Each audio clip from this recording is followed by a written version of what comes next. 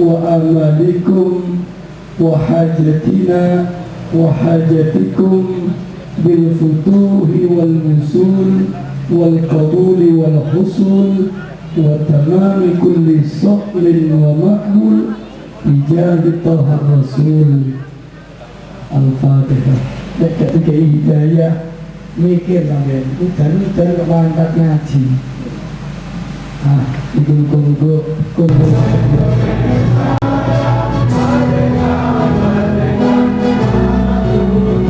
yang kucing syarat merdeka merdeka yang merdeka merdeka anakku merdeka yang kucing merdeka hiduplah Indonesia Raya.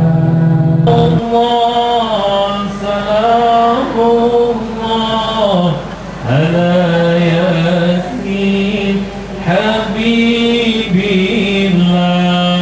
Allahumma shalli ala Muhammad.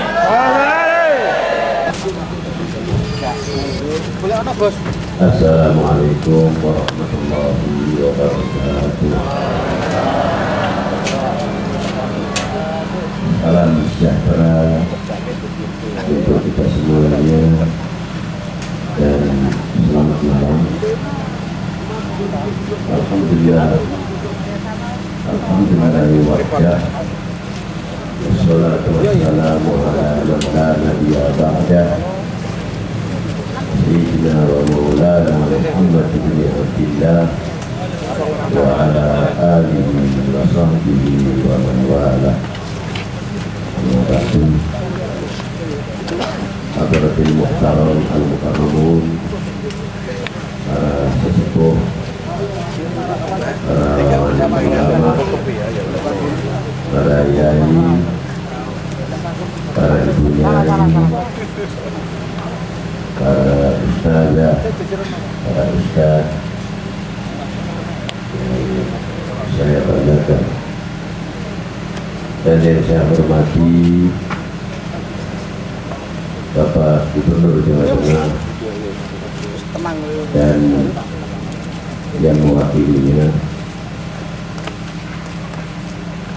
Bapak Wali Kota Wali Kota Semarang atau yang mewakilinya, dan yang saya hormati Bapak Kapolres Semarang Timur, segenap anak-anakku, saudara-saudaraku, saudara kita, mutiara-mutiara seperti saya kagum dengan nama mutiara Joko Tingkir. Sebetulnya kalimat ini walaupun kelihatannya tertuju kepada Joko Tingkir, tapi pada hakikatnya untuk menciptakan, menumbuhkan mutiara Wali Sembilan, mutiara para sesepuh, para ulama, para pejuang, sehingga jengkal per jengkal yang ada di bumi pertiwi ini lahirlah mutiara-mutiara yang tiada ternilai harganya, bisa menjawab tantangan umat, bisa menjawab tantangan bangsa. Itulah yang paling digambarkan oleh para sesepuh kita yang telah mendahulunya.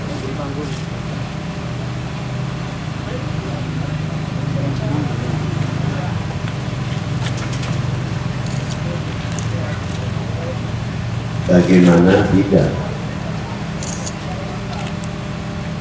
Saya mau mengambil satu contoh Sunan Ampel dulu.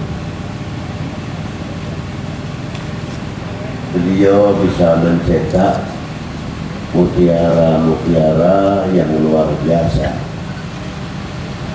Kalau saya memberikan contoh kepada Syekh Abdul Qadir Al-Jilani terlalu jauh, Imam Nasyabili juga jauh, mengambil Faqihil Muqaddam Muhammad bin Ali Ba'alawi juga jauh. Satu di Mesir, Imam Syadili, di Umayyah, Sayyidina Faqihil Muqaddam di Tarim, dan Sayyidi Syekh Abdul Qadir Al-Jilani di Baghdad, Abil Qasim Al-Junaidi di Baghdad. Kita bisa menunaikan ibadah haji saja sudah luar biasa. Nah, apalagi bisa ziarah ke pusara beliau. Jadi cukup kita mengambil gambaran yang ada di Indonesia ini, Wali 9. Terserah itu mau dipungkiri atau tidak. Biasa di dunia ini pasti ada yang pro, ada yang kontra. Yang baik pun diomong, apalagi yang jelek. Itu logis, wajar saja, itulah kehidupan. Tapi kenyataan itu tidak bisa kita pungkiri karena realita. Nah, di antara putra putri Sunan Ampel ini semuanya putranya 11. Tidak satu pun dari keluarga beliau yang mentah atau tidak menjadi mutiara. Tidak cukup keluarganya saja, pernah cucunya saja itu menjadi ulama populer di Indonesia, seperti Sunan Kalijogo, karena ayah Sunan Kalijogo Raden Sahur atau Raden Wilo Tikto Bupati Tuban, ibunya adalah kakek Sunan Adik daripada Sunan Ampel radhiyallahu ta'ala anhu. Kalau salah dibetulkan, kalau mungkin saya menerangkan ada kesalahan sejarah.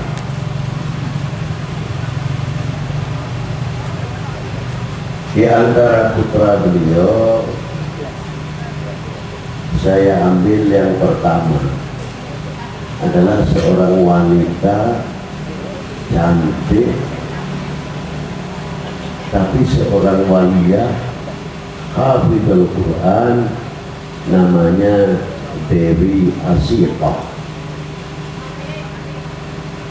istri daripada Maulana Sultan Abdul Fattah Demak,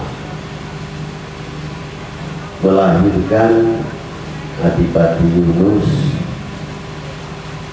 dan Sultan Aliuddin yang terkenal dengan Sultan Trenggono, namanya sendiri Muhammad Aliuddin.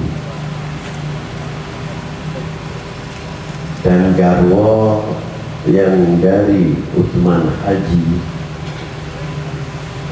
bin Said Ali Murtado Kanjeng Sunan Bedilan melahirkan Sekar Seto Lepeng dan yang lain-lain, putra Sultan Abdul Fattah.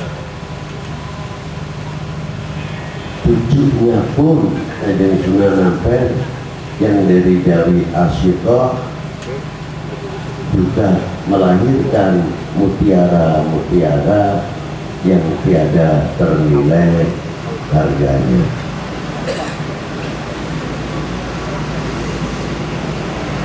Putra yang kedua, barat lelaki, Maulana Qasim atau Hashim Kanjeng Sunan Derajat. Beliau seorang fuqaha, jago ilmu fikih. Kalau titel faqih, orang sudah mendapat titel al-faqih, itu persyaratannya harus hafal 2000 hadis sahih. Itu syarat, bukan sekadar titel al-faqih. Kalau beliau sudah mendapat titel qadil qudar, ini lebih. Di samping beliau seorang ulama besar, juga ahli sastra, gending, dan karangannya bukan sedikit. Sinom dari Pangkur, Dandang Gulo, Parijoto, dengan petet-petetnya yang cukup lengkap. Beliau sangat menguasai dalam dunia musik pada waktu itu. Tapi satu sisi beliau seseorang yang mempunyai gelar juga kantong bor. Kantongnya itu tidak pernah berisi. Kalau masuk cepat lepas. Kalau masuk cepat lepas. Kehidupannya, perhatiannya terhadap fuqara wal masakin, di waktu beliau meninggal, anak kecil pun ikut menangisinya karena merasa kehilangan bapak yang kedua kali. Itu Kanjeng Sunan Derajat. Kita ingat kepada baginda Nabi Sallallahu Alaihi Wasallam ketika hari raya, anak-anak kita rata-rata boleh dikatakan karena faktor umur memang belum memahami bagaimana jerih payahnya sang bapak. Terkadang kebodohan atau kekurangan sang bapak demi hidup keluarganya, istri dan anaknya, makanan yang haram diberikan keluarganya demi sayangnya dan cintanya kepada keluarga. Biar kepahitan, keharaman, tanggung jawab dosa itu ditelan sendiri. Sang istri tidak mengetahui ini uang dari mana, anak-anak lebih lagi tidak mengetahui. Begitulah perjuangan orang tua kita demi anak-anaknya.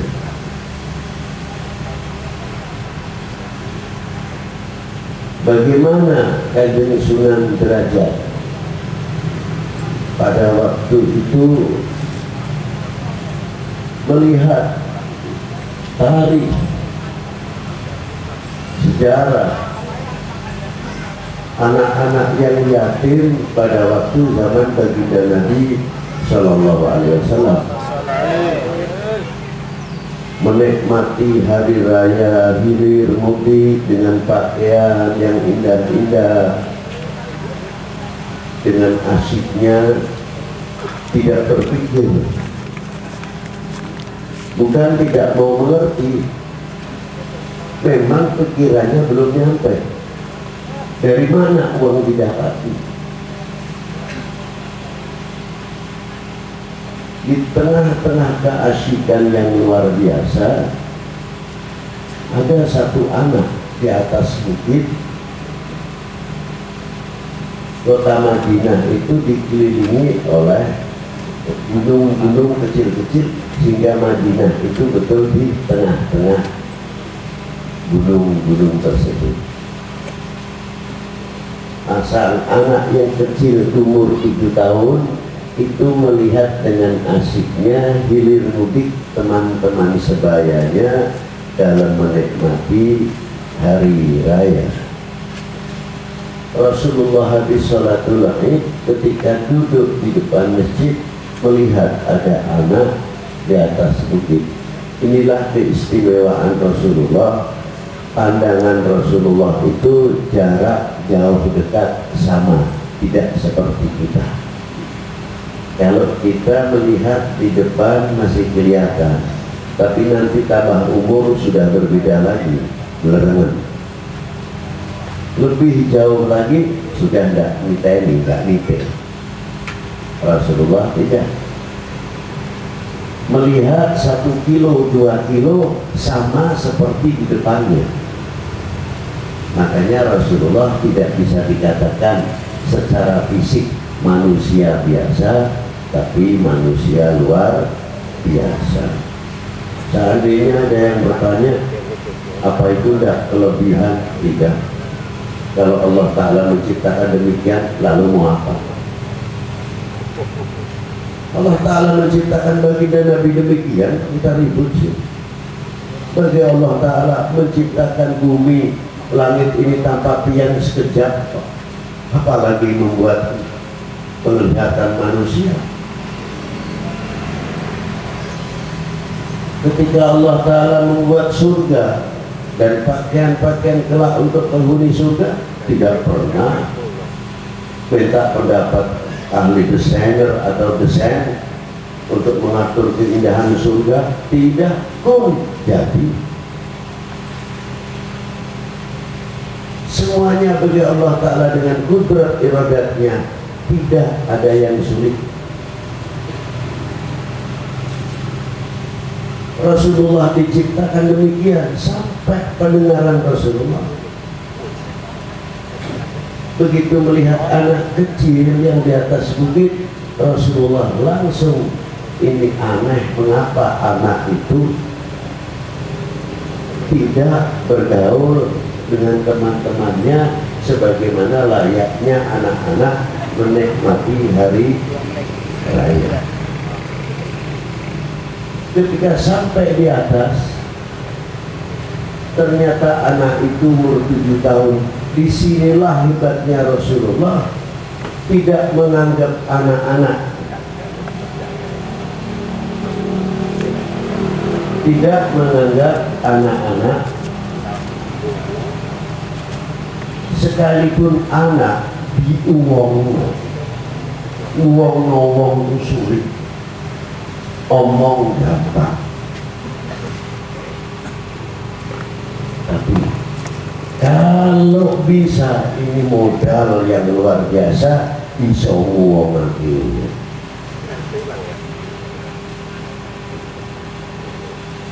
Begitu melihat anak kecil, Rasulullah langsung menyambut dan memberikan salam dahulu. Mungkin kalau saya, anak-anak ternyata berapa, belum mengerti. Tapi Rasulullah menjadi tawadan, langsung dengan memberikan salamnya dengan indahnya, penuh kebapaan dari mulut yang mulia. Assalamualaikum warahmatullahi wabarakatuh. Begitu anak melihat Rasulullah, langsung bangkit dari tempat duduknya, merangkul Rasulullah, mendekat sama Rasulullah Sallallahu Alaihi Wasallam. Senang sekali, seolah-olah menemukan lebih dari segala-galanya. Walaupun dia tidak berhari raya dengan pakaian yang indah, tapi mendekat Rasulullah, dipeluk oleh Rasulullah, sudah melebihi dari segala-galanya. Lalu Rasulullah memangku anak itu di pahanya. Ditanya, bagaimana anakku, sehat? Kalau sehat ya Rasulullah. Kenapa engkau tidak ikut berhari raya dengan teman-temanmu? Anak itu langsung menunjukkan bajunya. Ini ya Rasulullah, ini tambahan. Ini baju saya tidak hari raya, ikut hari raya. Ini belakang saya dilihat. Rasulullah jadi tertawa melihat lucunya anak tersebut. Bloko nak corok Jawa ini. Rasulullah asyik melihat anak tersebut. Lalu Rasulullah bertanya, wahai anakku, kemana bapakmu? Ketika anak itu ditanya, kemana bapakmu? Langsung anak itu menundukkan kepala. Sedih kelihatan mukanya dan menjawab, ya Rasulullah, bapakku telah menjadi bunga syuhada ketika di perang Uhud. Kaget Rasulullah, ternyata anak tersebut kana yatiman, yatim. Langsung didekat oleh Rasulullah dan bertanya lagi Rasulullah, kemana ibumu? Nah, ibu telah menikah kembali ya Rasulullah demi perjuangannya untuk saya, tapi sampai sekarang saya tunggu ibu belum kelihatan datang. Aku malu, maka aku tidak bergaul dengan sebaya dengan teman-temanku. Aku menunggu ibu di sini. Langsung anak itu dipanggul oleh Rasulullah di pundaknya. Saraya Rasulullah berkata, jangan khawatir, nah, aku sekarang bapakmu, aku adalah keluargamu, aku yang akan mengayomimu, aku yang akan melindungimu. Dengan suara yang luar biasa membangkitkan besar hati untuk anak-anak tersebut. Turun dari tebing, masih anak itu di pundak baginda Nabi Sallallahu Alaihi Wasallam. Diberikan pakaian sendiri oleh Rasulullah jauh lebih baik daripada yang dipakai anak-anak tersebut, dan dibersihkan, dimandikan sendiri oleh tangan yang mulia baginda Nabi Sallallahu Alaihi Wasallam. Dipakaikan sendiri oleh Rasulullah Sallallahu Alaihi Wasallam. Selanjutnya Rasulullah menggendeng anak itu di masjid, mengundang teman-teman sebayanya, memanggil, wahai anak-anakku, kumpul di sini. Lihatlah saudaramu ini. Sana nak, kamu bermain dengan teman-temanmu. Bapakmu menunggumu di sini. Jangan takut. Begitulah jiwa baginda Nabi Sallallahu Alaihi Wasallam. Dan itu ditiru oleh Wali 9, khususnya seperti Sunan Derajat tersebut. Kehidupannya setiap malam, setiap sore menjemput anak-anak al-aitam, anak-anak yang tidak mampu, dikumpulkan di masjid oleh beliau, dijamin kehidupannya, keluarganya oleh beliau. Setelah beliau mengajar, selanjutnya diantar sendiri ke rumahnya masing-masing anak-anak tersebut oleh Kanjeng Sunan Derajat radhiyallahu ta'ala anhu. Anak kedua dari Sunan Ampel adalah Sunan Bonang atau Maulana Ibrahim. Beliau adalah Syekhul Fatah, guru yang pegang kuncinya Sunan Kalijogo dan beberapa aulia. Beliau yang memegang kuncinya kewalian sehingga diangkat menjadi wali adalah kuncinya di Syekh Ibrahim Bonang. Beliau guru para ratu, guru para sultan, guru para senopati, guru para hadipati, guru dari para temenggung, guru dari para wali, guru dari para ulama. Semua menantikan fatwa beliau menjadi ulama-ulama yang luar biasa, yang membawa misi-misi rahmatan lil alamin, menjadi penyejuk, menjadi kondusif. Di daerah yang goncang apapun, bila mana beliau masuk, semuanya menjadi tenang, sejuk dan indah. Damai itu indah. Itulah Kanjeng Sunan Bonang. Tidak satu pun yang mengambil ilmu dari Sunan Bonang itu sendiri yang tidak manfaat. Semuanya manfaat, termasuk torekoh Kanjeng Sunan Kalijogo. Satoriyahnya dengan Naqsyabandiyahnya adalah dari Kanjeng Sunan Bonang. Kanjeng Sunan Bonang dari ayahnya Sunan Ampel, Sunan Ampel dari Syekh Muhammad Al-Maghribi yang dikenal dengan Al-Maghribinya.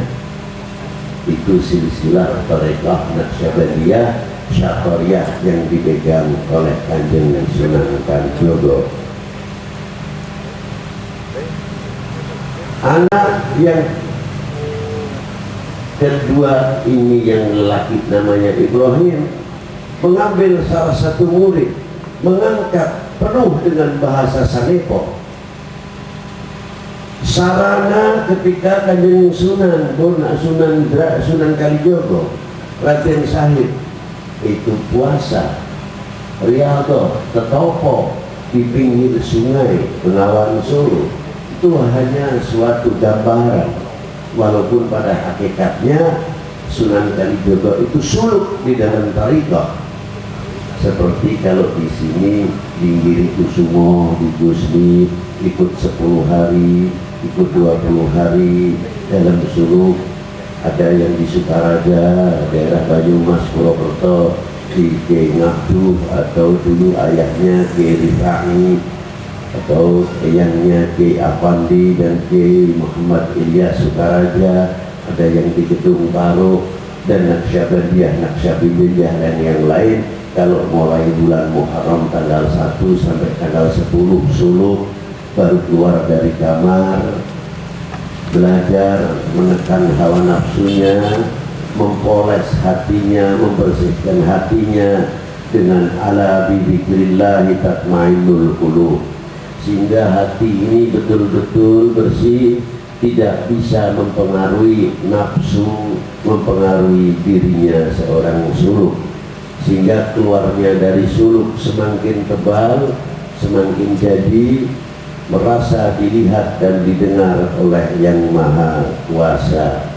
Kalau sudah merasa didengar, dilihat oleh Yang Maha Kuasa, pasti tutur katanya baik, pandangannya baik, telinganya baik, perilakunya baik, hilang dari prasangka-prasangka yang buruk dari setiap pandangannya maupun goresan-goresan yang akan mengukir sehingga menjadi karateng di hatinya, dibersihkan karena ala bidzikrillahi tatmainnul qulub. Ketika habis suluk diberi gelar Kanjeng Sunan Kalijogo, bukan dari sebab maksudnya tetapa di pinggir sungai, tidak, itu hanya sebagai tangga untuk mengangkat. Pada hakikatnya sungai itu aliran. Di zaman kekuasaan Mojopahit sudah tumbuh aliran-aliran, pecahan-pecahan, kelompok-kelompok berbeda. Bagaimana bisa menjaga demi keutuhan? Kalau sekarang keutuhan Republik ini, semakin kokohnya NKRI ini. Kalau dahulu masih zaman Mojopahit, jadi bagaimana keutuhan Mojopahit ini? Maka aliran-aliran itu dijaga supaya kondusif, rukun, kompak, persaudaraannya terjunjung tinggi. Itulah peranan Kanjeng Sunan Kalijogo, sehingga berhasil pada waktu itu menjaga aliran-aliran pada waktu itu. Maka dikenal Kanjeng Sunan Kalijogo, bukan sekadar toko di pinggir sungai. Semoga anak-anak kita, adik-adik kita di Joko Tingkir, Mutiara Joko Tingkir menjadi Kalijogo bisa menjaga. Allahumma amin. Dan yang lainnya pula. Ma'asyiral muslimin rahimakumullah, Kalijogo mempunyai anak murid yang luar biasa. Murid dalam tarekat siapa? Raden Hadiwijoyo, atau terkenal dengan Joko Tingkirnya. Jadi Joko Tingkir itu orang tarekat, orang ahli zikir, orang ahli suluk, mengambil tarekat Satoriyah daripada Maulana Raden Syahid Kalijogo, mengambil tarekat dari Syed Ibrahim Bonang, gurunya Kalijogo, dari Sunan Ampel, dari Maulana Mangrobi. Temurun atau nitis, ini cara wayang. Datang panjenenganipun Raden Hadiwijoyo, terkenal dengan Joko Tingkirnya, putra Kebu Kenongo, cucu dari Ki Penging Sepuh. Dalam bahasa Saneponya ketika nyabrang Bengawan Solo bisa mengalahkan boyo batang buluh ditekuk kabeh.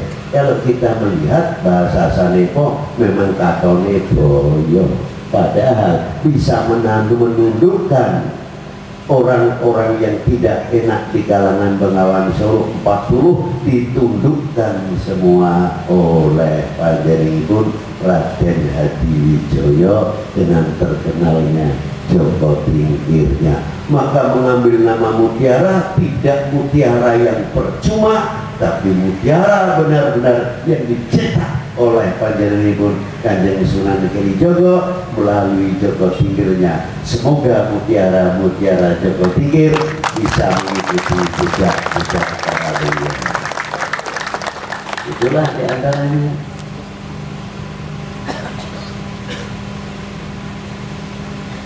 Saya pribadi begitu mendengar mutiara Joko Tingkir langsung saja Habib Lutfi dukung, menyambut, dan saya doakan ini calon-calon pendakwah nanti, pengganti sesepuh-sesepuh kita kuda-kuda beliau inilah, saya yakin itu insya Allah. Itulah harapan sebagai orang tua. Putra yang ketiga ya, namanya Dewi Rupayah. Putra mendapatkan suami Sidi Syekh Muhammad Ainul Yakin dengan terkenal namanya Joko Samudro, Raden Paku, ibunya Putri Blambangan, ayahnya Wali Lanang atau Maulana Ishaq. Itulah ayah Kanjeng Sunan Giri. Sunan Giri garwane Raden Rupayah, putri Kanjeng Sunan Ampel. Wah, putri Kanjeng Sunan Ampel dadi mantune dadi. Rainya tokoh muhaddits, tokoh ahli fikih di zamannya. Kalau di Timur Tengah Ibnu Hajar. Nah, Ibnu Hajarnya tanah Jawa ini siapa di antaranya? Maulana Ja'far Shadiq Kanjeng Sunan Kudus. Coba riwayatnya, cara dakwahnya begitu hebatnya. Bagaimana ketika Idul Kurban, karena sapi ini menjadi yang dibanggakan oleh orang-orang Hindu supaya tidak menyakiti saudara-saudara kita sebangsa setanah air yang lain agama. Bagaimana Kanjeng Sunan Kudus mengambil sikap melarang memotong lembu atau memotong sapi. Itulah dakwah misi rahmatan lil alamin. Bukan berarti Kanjeng Sunan Kudus mengharamkan yang halal, tidak. Demi ukhuwah, demi kesatuan dan persatuan yang akhirnya dengan akhlakul karimah Raden Poncowati Ratu Kudus menyerahkan keratonnya dan memeluk menjadi anak murid Islam di tengah Sunan Kudus, dan kerajaan atau keratonnya diserahkan kepada Sunan Kudus hingga menjadi menara atau masjid Menara Kudus. Itu diantaranya luar biasa. Dan anak yang lelaki yang keempat Raden Zainal Abidin Sunan Kodi Demak. Kalau sekarang Menteri Agamanya Keraton Demak. Yang kelima Raden Abdul Jalil, anak laki. Yang kelima Raden Abdul Jalil Sunan Bagus Jeporo. Yang keenam Raden Ahmad Isamuddin Kiai Agung Lamongan. Dan yang perempuan Aisyah Darwo Maulana Syarif Hidayatullah Gunung Jati. Dan yang Mutmainnah bin Ahmad Rahmatillah utawa Ratu Greng. garwa Sunan Mojo dan Dewi Hafsah Sunan Mondoriko garwa Syekh Ahmad Al-Yamani. Itulah putra putri Kanjeng Sunan Ampel. Sampai sekarang yo anake yo mantune si bisa makani wong sedone wis 450 tahun. Sunan Ampel itu sendiri 535 tahun sampai sekarang. Makanya ketika saya ulang pengajian kemarin, saya ulang lagi di sini, kalau ditanya keistimewaan ziarah Wali Songo itu apa? Saya jawab, keistimewaannya ziarah Wali 9 malu isi. Lu kok ngono? Bukan karomah, bukan barokah, keduren. Lu kok bisa malu? Lu iya, pesantren Sunan Ampel di tengah-tengah kampung. Ning kampungnya itu Ampel Bento, Ampel Suci, Ampel Gading. Biasanya toko-toko yang besar harusnya di pinggiratan besar.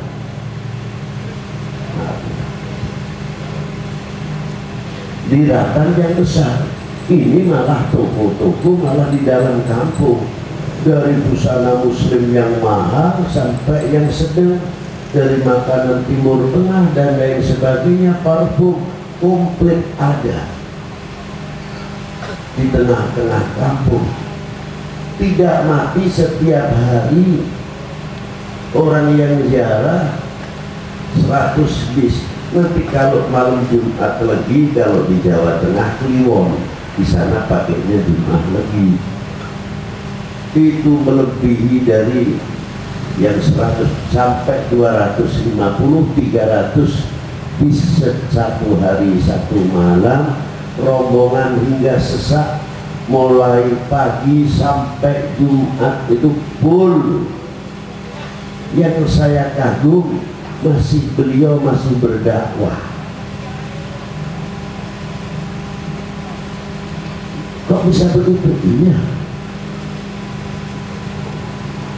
Masuk ke sana baca salamullah ya sadah minar rahman yarjakum, salam kepada ahli kubur. Duduk baca Yasin, Fatihah, ada yang Quran sahataman, ada yang baca tahlil, sholawat dan lain sebagainya. Tidak ada yang datang ke Sunan Ampel begitu berdiri terus pegang misalnya Sunan Ampel atau pagar makamnya Sunan Ampel sambil mengucapkan begadang, mari begadang, tidak ada. Atau nyanyi apa, tidak ada. Semua baca tasbih, sholawat. Berarti orang mati masih bisa mengajak, membaca tasbih, berzikir, membaca Quran. Dan lingkungannya ramai. Dari orang-orang yang ziarah, pulangnya ada yang beli ini, beli itu, toko-toko itu padat, full.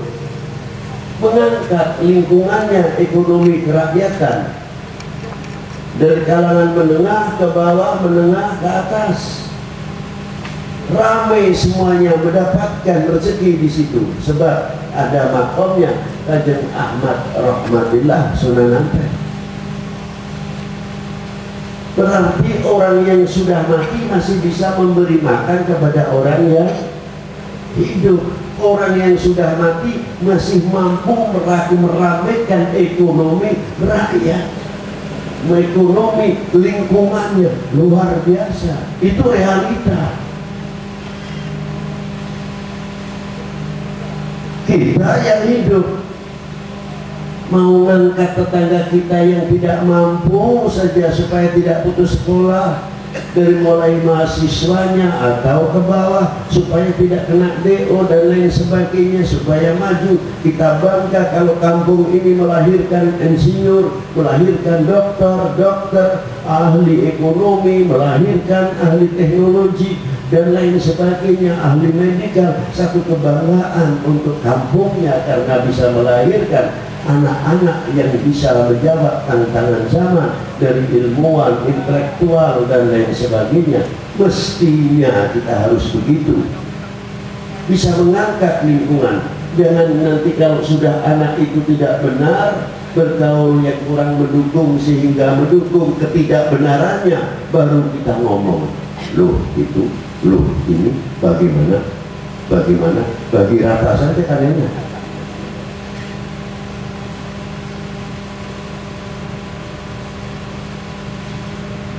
Cuma nampel tidak sampai sekarang para ibu, para bapak. Apakah kita tidak malu? Mestinya harus malu.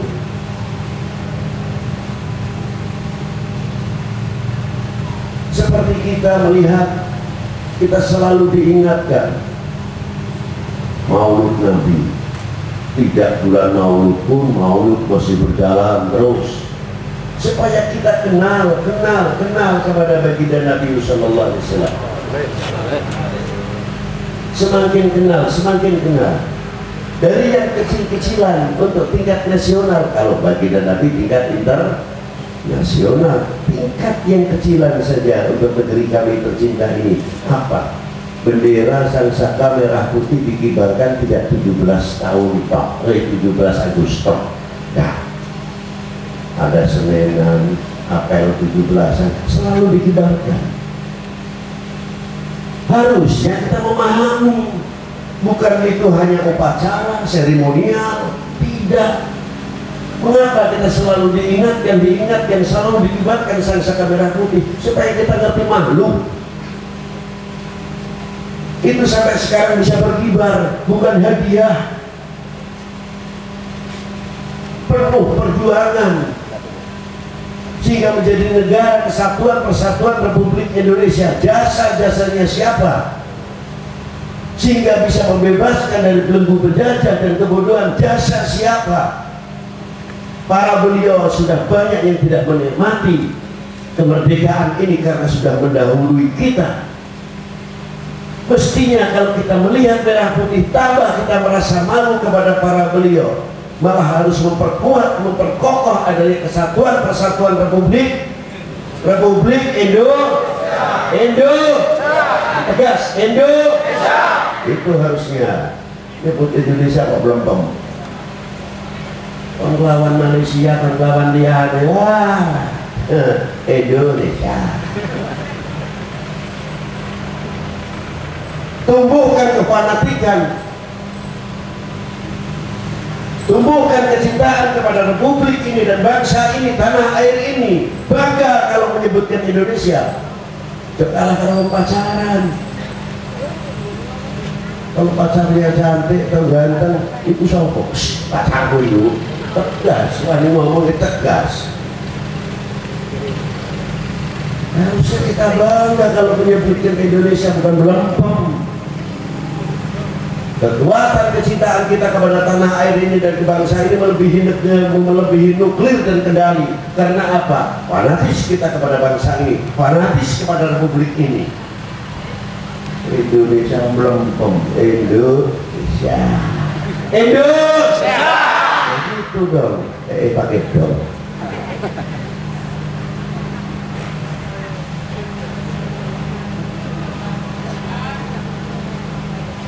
Masyaallah muslimin rahimahullah. Kalau sudah meluntur kita digoyang, bagaimana cara menghancurkan kita? Grogoti temenin bangsa ini, grogoti temenin tanah air. Itu modal utama untuk menghancurkan kita. Apa Indonesia iso apa Indonesia? Bahkan terkadang lucu ketika kita ketemu di luar negeri, ditanya, Bapak dari mana? Where you come from? Mau mengatakan, ayo Indonesia, from Indonesia. Orang itu, kebetulan saya dilahirkan di Indonesia. Itu loh penyakitnya. Lu baru mempertahankan Indonesia.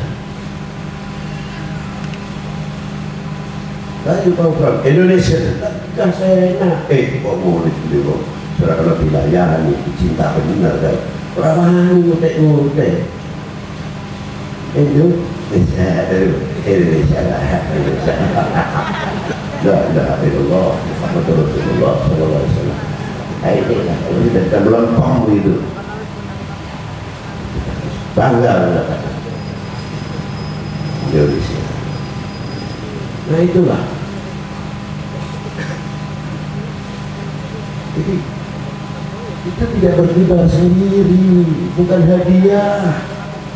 Kalau kita sudah mengerti yang demikian, mari kita rapatkan jajaran kita, rapatkan. Jangan sampai kita beri kesempatan bagi oknum-oknum manusia yang akan senang melihat Indonesia pecah. Jangan beri kesempatan, rapatkan jajaran. Inilah Ma'asyiral muslimin rahimakumullah. Makanya tadi lagu Indonesia Raya saya sangat tersentuh. Ya Allah, selalu diingatkan, bukan terus ikut upacara. Ini kan peraturan upacara, belum upacara kok. Jadi hormat kepada sama-sama berapa begini, hormat, tegak, selesai, wassalam. Kapan artinya kita bisa mengenyam dan menikmati, mengerti dalamnya? Nah, ini yang penting. Ini di pundak kalian, mutiara-mutiara Jawa Tinggi khususnya, untuk ke depan bisa menjadi mutiara-mutiara nomor satu, mutiara-mutiara yang menjadi tauladan umat, khususnya bangsa pada umumnya. Ma'asyiral muslimin rahimakumullah. Jadi kita selalu diingatkan.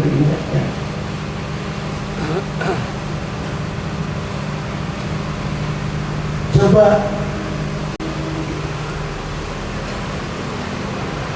kenapa?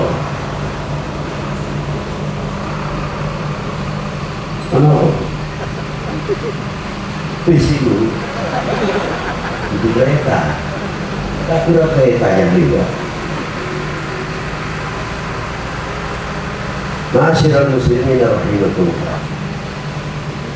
Nah, kita salut lagi kepada beliau, masih bisa mengajak dakwah.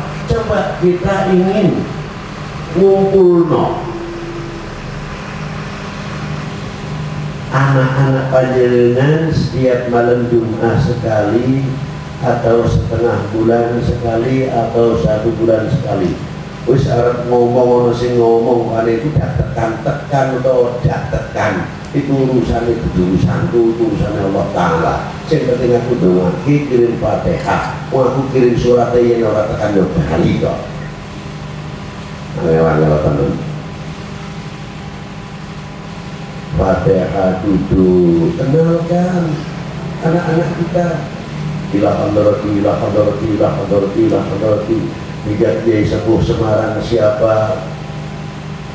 Bupati Sepuh Semarang siapa? Kiai Sepuhnya dari mulai Kiai Abdullah Sadar, Kiai Soleh Darat, Kiai Sahli, Kiai Ridwan, dan Kiai Muhammad Nur Sepatom, dan lain-lainnya. Kita kenal. Terus pejuang-pejuang yang ada di Semarang, kita kenalkan anak-anak kita dengan bacaan Fatihah, tahlil itu tadi. Sehingga anak-anak kita itu tidak kepada nomor. Karena sejarah sudah tidak mengerti, nanti anak generasi kita yang 25 tahun atau 50 tahun yang akan datang tidak mengerti kepada siapa yang memerdekakan bangsa ini. Ini yang sangat mengkhawatirkan, hingga kepada obor. Coba baca Fatihah, coba Yasinan. Ila hadrati Bapak Jenderal Sudirman, Bapak Ahmad Yani, ila hadrati Ki Gede Semarang, Ki Kanjeng Terboyo, Ki Bustaman, Ki Soleh Darat. Kenalkan. Coba di rumah-rumah kita, foto-foto yang ada, kita tidak mau melihat latar belakangnya, tapi beliau adalah orang nomor 1 Indonesia. Dari mulai Pak Karno, Pak Harto, latar belakangnya kita nggak mau tahu, tapi itu orang nomor 1 di Indonesia pada waktu zamannya masing-masing. Dari Habibie sampai Mbak Mega, Gus Dur sampai yang sekarang, tidak ada salahnya, karena itu wajib kita banggakan orang nomor 1 Indonesia. Itu yang penting. Ki Hasyim Asy'ari, Ki Ahmad Dahlan, pendiri Muhammadiyah, dan tokoh-tokoh lainnya, WHO, Esa Aminoto. Mana sekarang? Diponegoro, Sentopra, Wirodirjo, C.D. Tiro, Tengku Majuk Nyadin, Bukartini, dan tokoh-tokoh yang lainnya, atau kiai sepuh yang ada di dalamnya fotonya. Itu gambar satu kebanggaan kita, supaya anak-anak kita nanti lama-lama akan bertanya, Pak itu siapa? Pak itu siapa? Terangkan riwayat hidupnya, bangga akhirnya menjadi anak bangsa. Kalau mau berbuat yang tidak-tidak, kita malu bahwa leluhur kita yang mempunyai budaya yang luar biasa, mempunyai wali sembilan khususnya, dan tokoh-tokoh ulama, kaya Indonesia ini dengan orang-orang yang luar biasa. Maka kita apabila akan berbuat yang kurang baik, kita bercermin kepada beliau, malu rasanya, bisa untuk keren. Apalagi kesan Maulana Syarif Hidayatullah,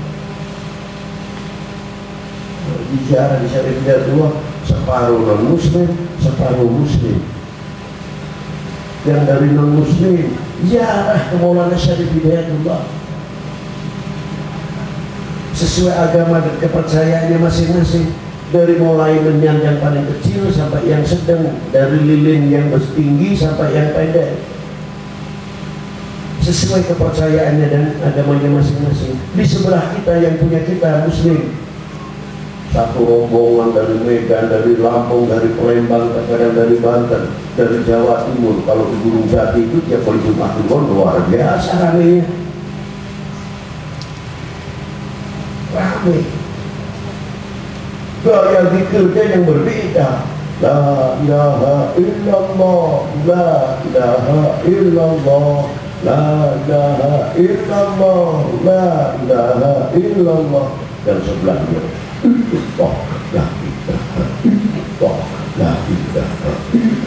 belakangnya lagi ada kebun, belakangnya lagi ngebut lagi, ada begini, bicara tuh, sana baca, Sallallahu ala Muhammad, Sallallahu ala Muhammad, dinamika indah benar, tapi tidak ada yang saling menyalahkan. Yang lagunya asik, la ilaha illallah, la ilaha illallah, asik dengan rombongannya, la ilaha illallah, la ilaha illallah. Yang satu dengan asiknya, illallah, la ilaha illallah, la ilaha illallah. Yang satu lebih berat, illallah, la ilaha illallah, la ilaha illallah. Belakang lebih ngebut lagi, Bu. Yang bacanya tadi la ilaha illallah, la ilaha illallah, nyodok. Yang bacanya dikir la ilaha illallah. Oh jangan anda dikir kok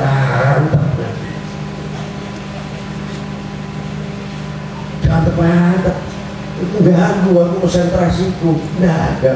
Ini dua orang yang jawab, loh saya mantapnya demikian nggak paham. Kok tidak sampai ngomong kalau gue sampai kok loro sih tukaran dewi burine tambah itu kok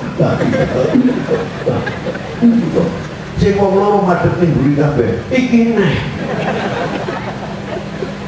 Dan ada yang begitu berjalan dengan indahnya masing-masing. Apalagi nanti di Semarang akan pilkada. Pak, siapa namanya? Pak Marmo, anak saya, aset Semarang. Pak Mahfud juga anak kita, anak saya, aset Semarang. Hargailah aset-aset yang ada di Semarang ini. Adapun hak pilihnya terserah monggo panjenengan masing-masing. Berilah contoh kondusif. Itulah aset Semarang yang wajib kita junjung, aset-aset ini untuk membangun Semarang. Jangan salah paham, ini kumpul ada Pak Marmo kampanye, tidak.